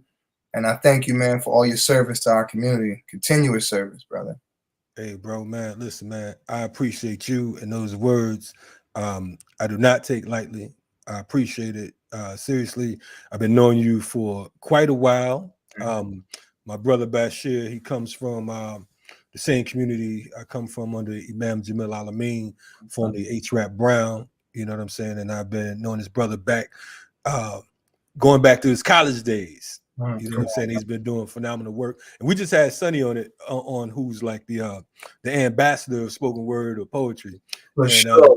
That's big sis for real, man. I remember when, you know what I'm saying, we brought her down to Atlanta to perform, but I still remember that poem she did on Def Poetry Jam, man. I that joint, I play it from time to time, man, you know, for real. No doubt, no doubt. And you was a pretty phenomenal poet yourself, man. You still spitting the what? Oh, for sure, man. That's my heart, man. That's my heart, man. That's my, you know, poetry for me is not just the spoken word, but you know, I try to be poetic in all my actions, man. You know, when it comes to the service. So, you know, when it comes to our sister Sonny Patterson, man, she was a person who really had a phenomenal impact on me. You know what I'm saying? Sonny Patterson and Amir Suleiman, man, and Black Ice.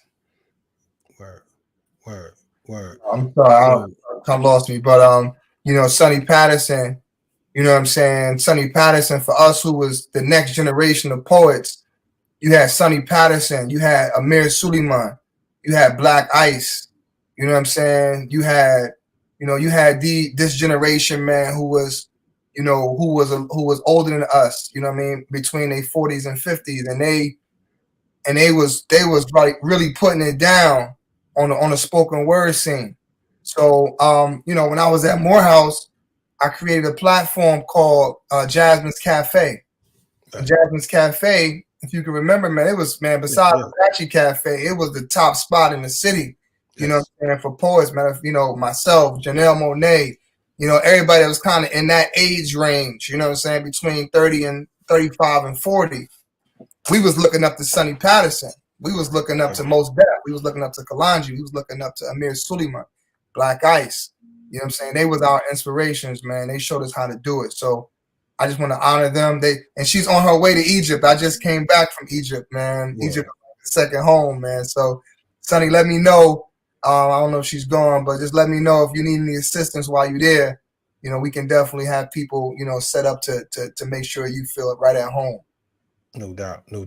So let's talk about what you doing. How did you make it to the whole, you know, to get into to politics? Because again, you know, coming from Atlanta, I knew you definitely doing a lot of work, and being a leader in your generation, man. You know, and you know, next thing I know, you know, you move into back home to Cleveland, because I know that's the birthplace, right?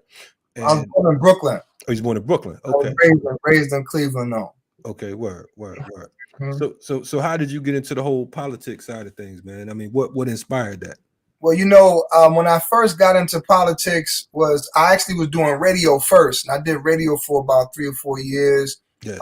I was doing local and national radio, doing some stuff with C-SPAN and CNN and MSNBC and these people.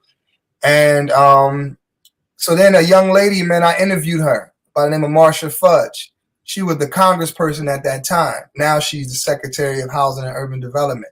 She's like a mother to me. And she told me, because I was, you know what I mean, politics is just a pile of tricks. They call us dogs. They must be a politics. That was my vibration, you know. But she said something to me that forever changed me when she said, you know, you can be an elected official and still be a public servant. And at that time, I didn't see the connection between the two. So then I got in, and I was President Obama's regional field director in Cleveland. Then I ran for office, didn't win, came back, ran again, won by 13 votes, became the first Muslim city councilman in Cleveland's history. Recently, I ran for mayor, so I had to give up my seat So I'm no longer in that position, but definitely, you know, thinking about how to get back into the fight politically, because we got to have people in that space for sure.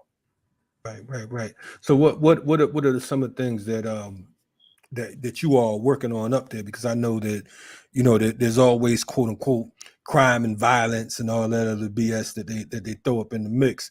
But what are some of the things that you're working on to make changes in that particular arena? For sure. Well, and RIP, man, rest in peace to the brother Takeoff, man. Yes, indeed. You know, this violence, it starts with the mind. And I was telling somebody, man, when I was in Egypt, man, I didn't hear one gunshot, man. We don't know how stressful it is to be black in this country until we leave it. But there's 3 B's that I focused on as being a councilman, and that's ballots, bucks, and books.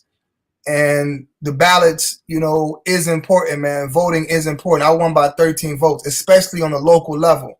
So really trying to get my people engaged to let them know that, hey, I'm not just coming around during election season.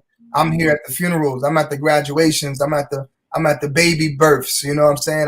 I'm in every fabric of the community. You're gonna see me. And then the books. What is the education, man? Educating our people.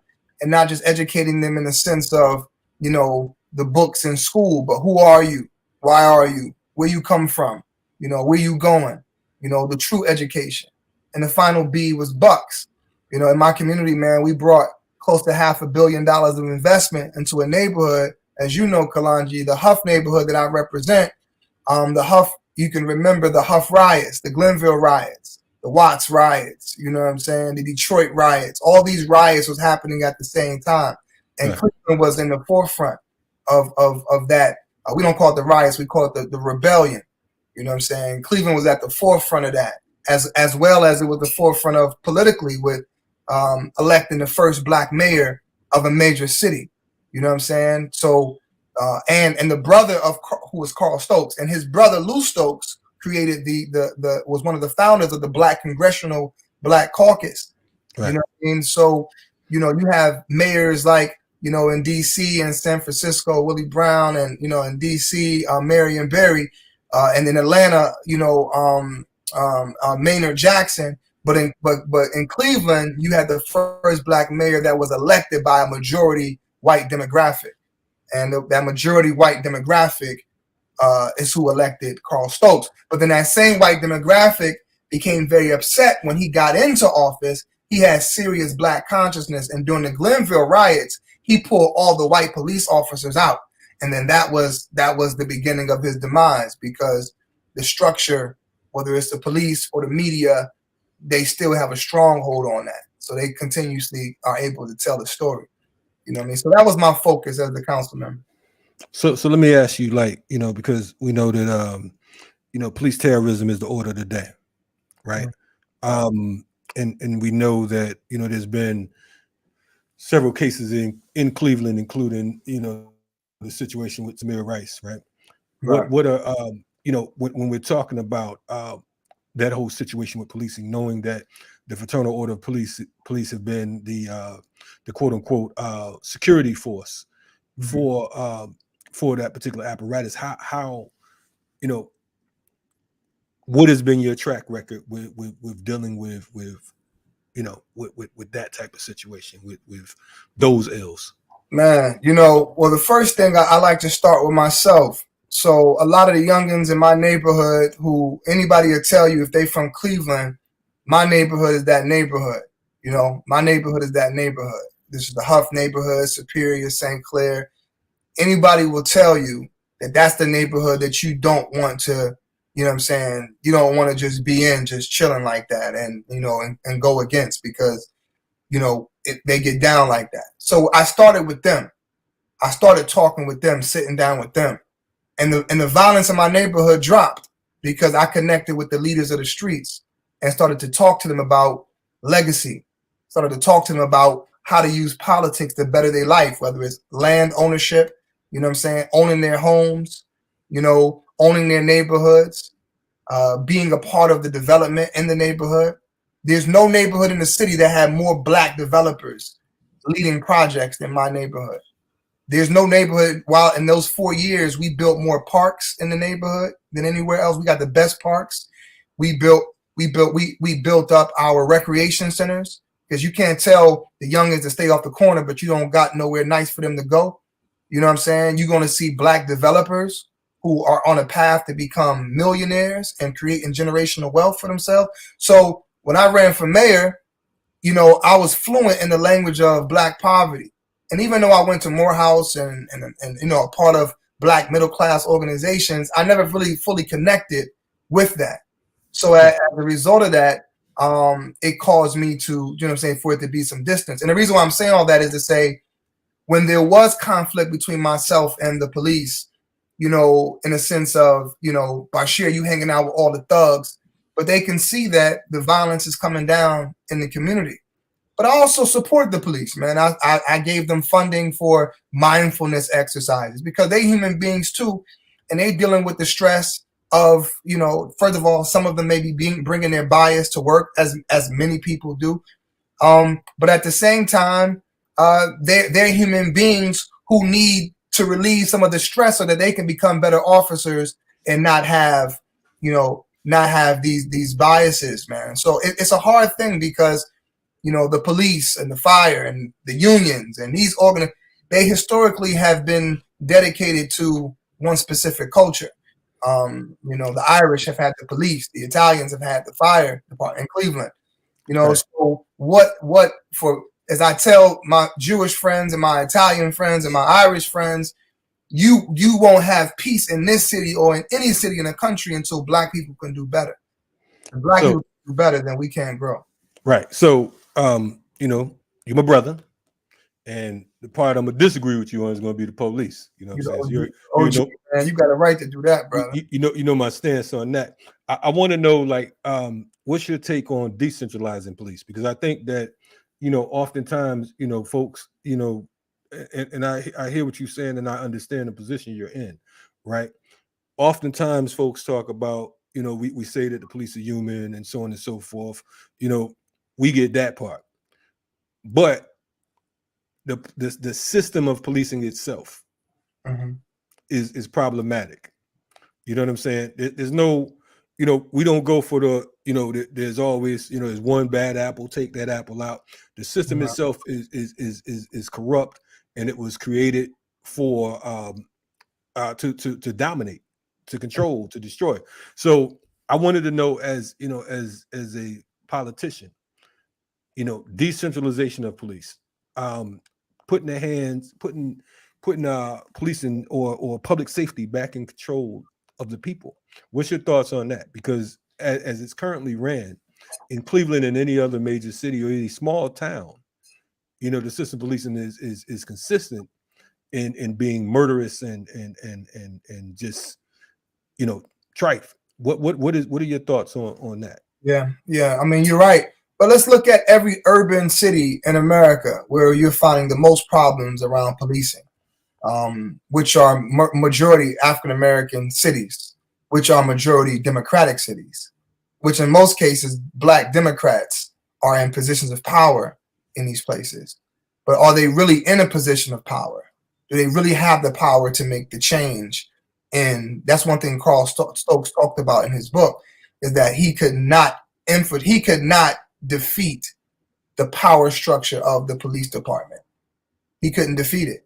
It's overwhelming how much power they have. It's much like the teachers union, much like many other different unions across the country. Politically, until Black people can put up their own money, right, and withstand the battle that you will have if you go against the union. Until Black people can do that, that's going to remain a huge problem in our community.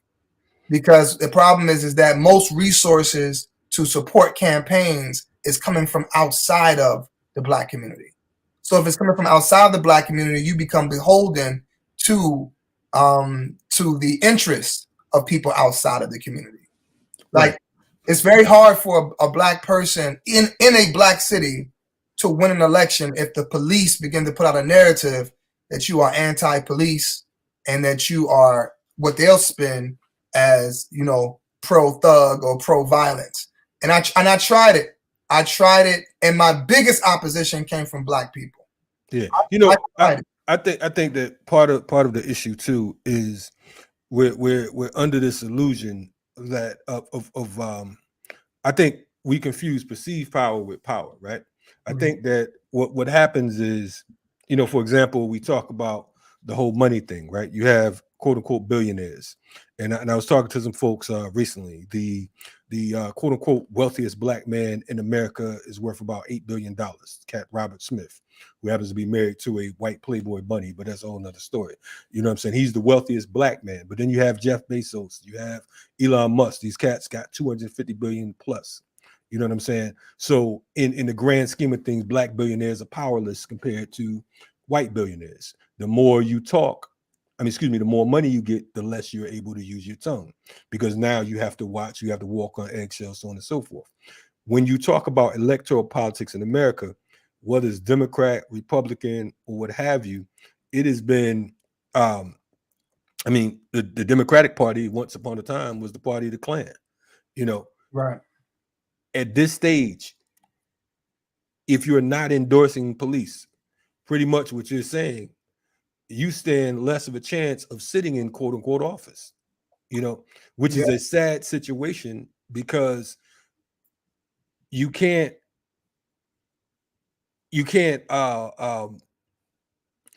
win a battle that's rigged. You know what I'm saying? So I think we get caught up in the whole thing of electoral politics. I know your heart. I've been knowing you for damn near 20 years now. Sure. But in regards to the whole issue of policing, that's a whole nother convo. And I think that I would encourage you to look into decentralization and also look into the powers of the quote unquote police unions, because I think that we forget that whenever anyone is gunned down, the first person they're going to trot up on the scene is going to be the representative of the local union, right?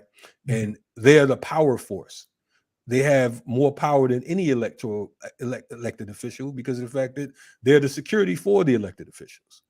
You know what I'm saying? And they often turn their back on these folks. But that's a I would disagree with that, OG. And the reason why, a couple things. One, even when you mention the Jeff Bezos with 250 billion. The money part don't even matter, because that's really, that's the point I was about to make, because their money don't got nothing on the money of the Qatar family and the Kuwaiti families and the Saudi family. So money in itself is not sufficient. But it is talking about who's running the block. I mean, the Qatari family and all them, they're not here over on this side running Cleveland. So we're talking about who's running this particular colony. So it's not about, and let the record reflect, money's not power. You know, self-determination is power. Right. So that's the point. That's the point that I wanted to make, if I can. The point I want to make to us is that, see, we have to have people in different positions. I mean, in the history of our community, we've always had, whether you had some Black people who were Black conscious within the political system, or you had an Imam Jamil Al-Amin who pressed, you know what I'm saying, to Jane Brown and said, hey, man, you got to put some music out there that's going to be impactful. He put out Say It Loud, I'm Black and I'm Proud, and Black college enrollment, you know, was the highest that it's been in a very long time. So everybody got to play a position. So it doesn't matter what we do out here. It matters if do we have an understanding? Because in order for me to be in this position of power, quote unquote, you know what I'm saying, there's a game that got to be played. Everybody has to play a game in some shape or form, right? We got to have people within that system that's working and pulling those levers and making sure certain organizations is getting funding and making sure the right people are at the table. We got to have that there, right? And I think sometimes we may from the out, and I've dealt with this in Cleveland, especially from some activists who I've been in the field of activism much longer than them, right? But they see me transitioning, and just because I'm speaking a different language, sometimes we believe that you a sellout because you speak in a different language. No, you got to be fluent in different languages in different places and spaces. but as long as you remember why you're there, and we support each other. Listen, I did something, man. I went against Columbus Day. This is a small example. I went against Columbus Day here in Cleveland, and I wanted to remove Columbus Day and put Indigenous People Day, right? Yo, when it was time to vote, do you know 200-300 older elders from the Italian community showed up, brother? And do you know that on a majority black council, not one person voted to remove Columbus Day? Matter of fact, one councilman said to me, this ain't a hill that I'm going to die on. So I had to realize that, you know what I'm saying, every battle is not my battle. Right. And you can't make everybody happy with you. Yes, you got to stick to your principles, man, and do the best that you can. Yeah, I appreciate, you know, you sticking to your principles. You know what I'm saying? I know you to be a real good brother. Of course, we're gonna disagree politically on this round, but and I would say the deal is it's the system itself that must be toppled. You know what I'm saying? Ultimately, you know, because the thing is, it's like we're working inside of a septic tank and we're trying not to smell like shit, pardon my English. You know what I'm saying? And it's a shitty job. And it's what comes with it. And as Imam Jamil Al-Amin would say, this is what comes with war. And, you know, capitalism will confuse us into thinking that we can advance from inside of a burning house. I remember when I was younger, I told my father, I must have been like 14 years old. I said I was going to join NAACP. And he said, why are you going to do that? I said, well, I'm going to get inside and I'm going to change it. I'm going to get in there. And he said, well, if a building is burning and it's 15 floors and 13 of those floors are on fire, you don't try to grab a bucket of water to try to put the flame out. You got to try to figure out how the hell you're going to get out that building. So that's where we got to get to. Unfortunately, we out of time. We got to go back to the joint, but I'll definitely bring you back on, and I look forward to talking to you offline.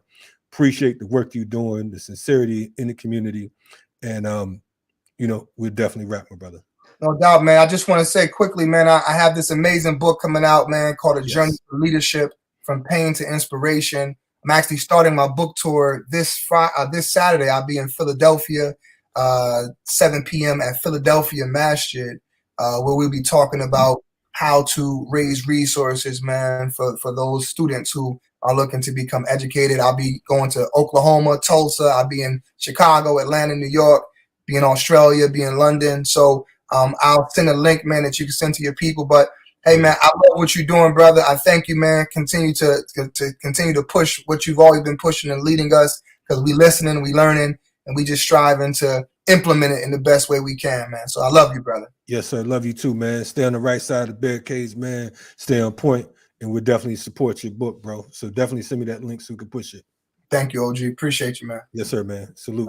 You're checking out the Remix Morning Show. That was Bashir Jones, brother I've known for quite a while from the community, Imam Jamil Al-Amin's community here in Atlanta. He's moved on to moved on politically, and definitely we don't always agree on everything, but I think that indeed sometimes our heart is pure. But anyway, you're checking out the Remix Morning Show, and we're gonna be right back at you in a few ticks.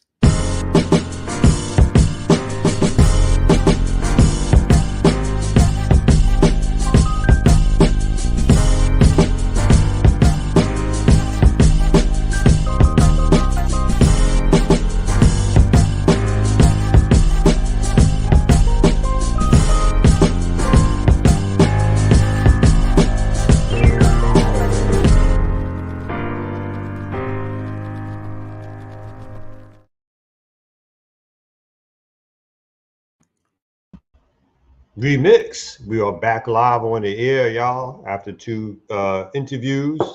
It is now 9:51. So yeah, it was interesting, brother. You know what I'm saying? Yes. Might leave it. I might leave it. You never know. That's young brother under 40. He's been doing his his work for quite some time.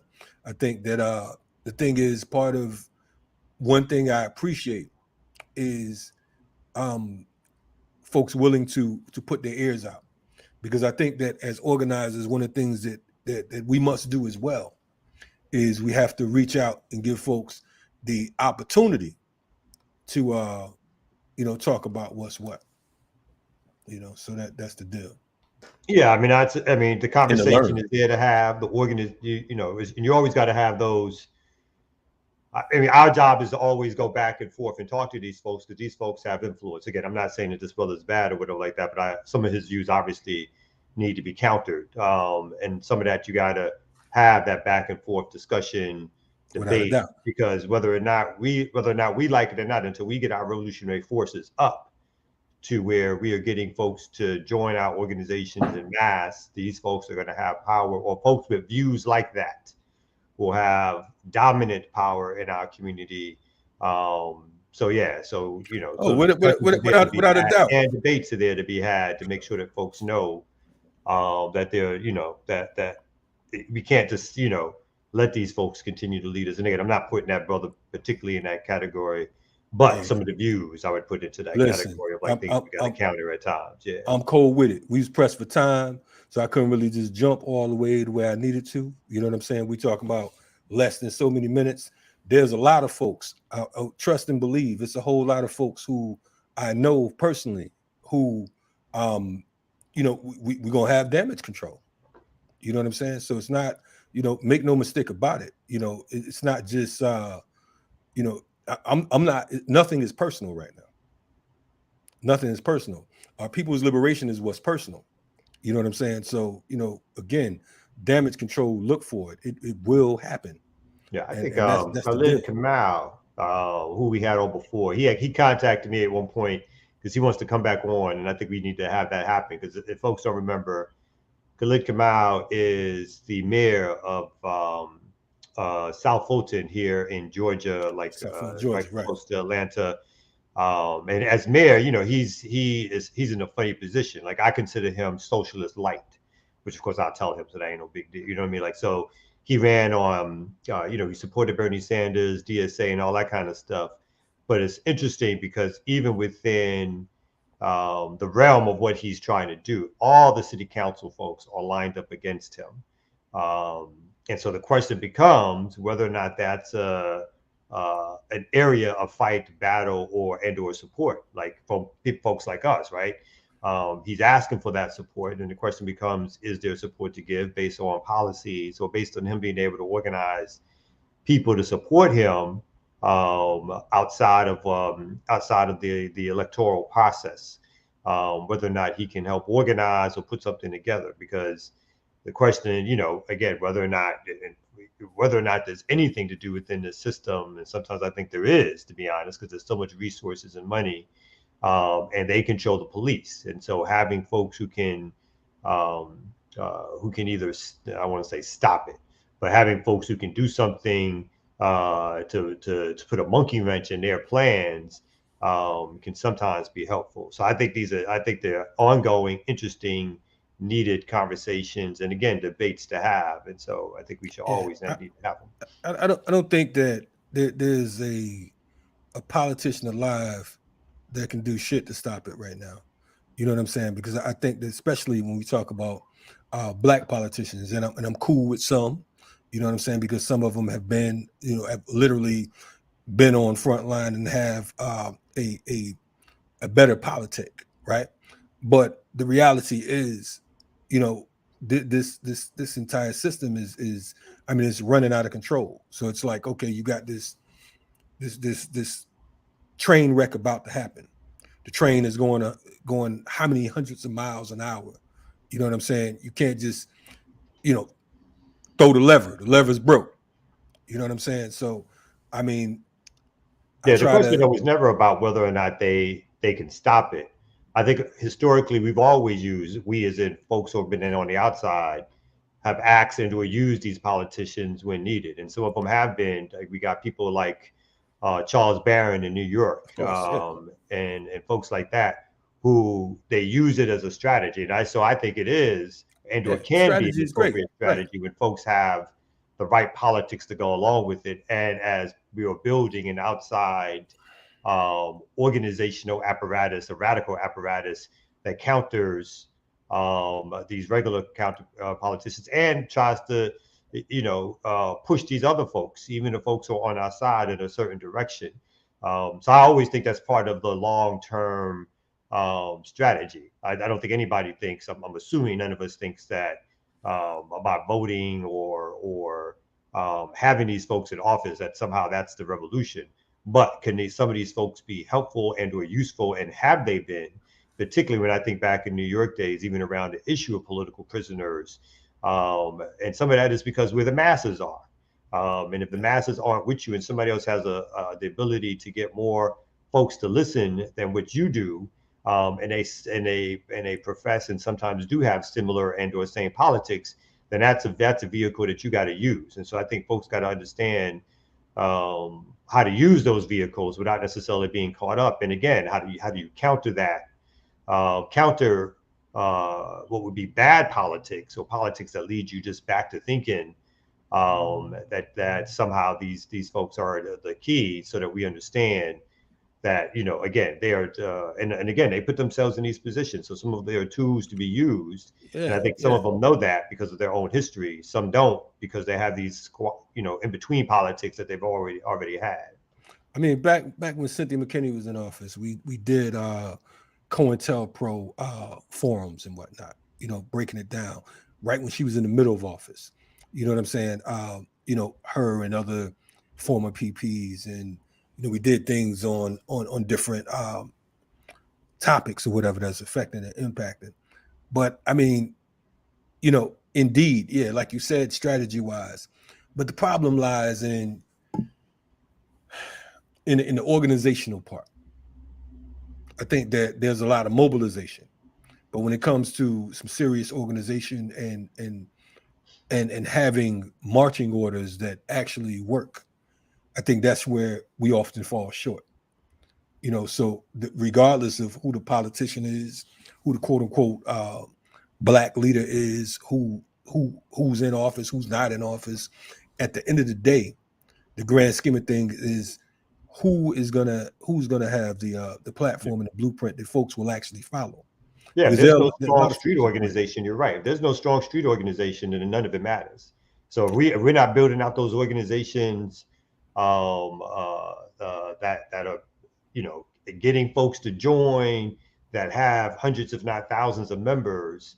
All the rest of it is just talk by sort of small groups trying to do what they can do, who may have what we consider correct politics, but don't have the numbers or the strength to enact anything. And so that leaves people in a position to have to bargain, or to have to do a little something like this, to have to talk to the folks who they don't share their politics, but they want that donation, or to have to talk to politicians who don't share their politics, because we haven't built up the forces outside of those processes that move those folks or make those folks do things. I mean, one of the things that we talk about with the 60s and 70s, at least the heyday of it, right, was the Panthers were a strong enough organization that they could force folks in certain positions to do things. Street organizations right now, political organizations, radical black organizations don't have that power. And so until we figure out how to have that power, there's going to be some negotiations and strategic working with folks that we don't like, whether folks, want to stay high I wouldn't say politics or not, but they got to think that through. I wouldn't say they don't have that problem, because I think who doesn't have that problem? Street organizations. I would say it would be a question of the neighborhood and community. I think groups like the Panthers had more of a national impact, where the name preceded itself and they were able to do things on a national level. There are a number of organizations who are local organizations that do press up on local businesses, and particularly community and neighborhood businesses that cooperate in that work. But the thing is, like you said, there has to be strength. And I think that one of the things that that many organizations lack is lacking the ability to organize the people in the community themselves. You know what I'm saying? It's difficult for some folks to literally get down with the elements inside of that particular community. And if you're unable to build on that particular level, of course you're not going to be able to build nationally. You know what I'm saying? You can have chapters and all that shit. But the reality is, if you can't organize block for block within these communities, then you'll absolutely be powerless, because you don't have that support of the neighborhood to push up on these avaricious businessmen. And if you don't have that, then you don't have shit. Yeah, well, that's what I'm saying, is that I don't see any organization that has that right now. Well, I mean, you're not in every neighborhood, but that's what I'm just saying. To the level that's needed, so that there's power in your position to force folks to do things. So that's one of the things that's missing, even in terms of the great organizing that many of us are doing. Like, part of it is that we don't necessarily control blocks, or we don't necessarily have the membership of folks off the block to be like, you're going to push certain people to do certain things, whether or not that's stores in a neighborhood, whether or not that's politicians, whether or not that's keeping developers out of the community. All of that has to start with the numbers that we can push into these organizations with the politics. I think someone in the chat asks, like, what's the line? The line is the politics. The line is what are your politics and what are you trying to accomplish? And so you might work with somebody who doesn't share your politics, of course, but you only work with them things that are good for you, right? So that other stuff, they got to get called out on, and that's the relationship you got to keep. These politicians are never going to be your buddies, your pals, your friends. It's always got to be some distance kept, because otherwise you get sort of smudged with the same ink of whatever their politics is. But it all comes back to me, about how we got to do more stuff in the community, in the neighborhoods, to really build out our organizations and the apparatus, or at the very least to have a citywide strength in numbers that we can not only force folks to do things, but of course also do things on our own that are at a level that shows folks what we can accomplish working outside the system. And so again, we could be mad at those elected officials all we want, but our role will always have to be, like, until we do the things that we have to do, that other stuff is just us chattering away about what other folks are doing and shouldn't be doing. And that's why, like I said, you got to go block for block, because when you go block for block, that's when we talk about autonomous zones, not just bringing in folks from everywhere else. And I think that, we definitely need more joint political education sessions, especially when you're talking about neighborhood and local or national organizing, because I think that oftentimes we're under some type of organizational illusion, and we think that some things don't exist that do exist, and we think things that exist that don't exist. You know what I'm saying? So there's confusion. But I think that we'll get to it one of these days. We'll get it right as a whole. But anyway, checking out the Remix Morning Show. We appreciate you all joining us on this platform. Black Power Media is the place to be. Now, we're going to keep rolling. Stay safe out there. Stay ready for revolution. Peace, everybody. See y'all tomorrow. Remix Morning Show.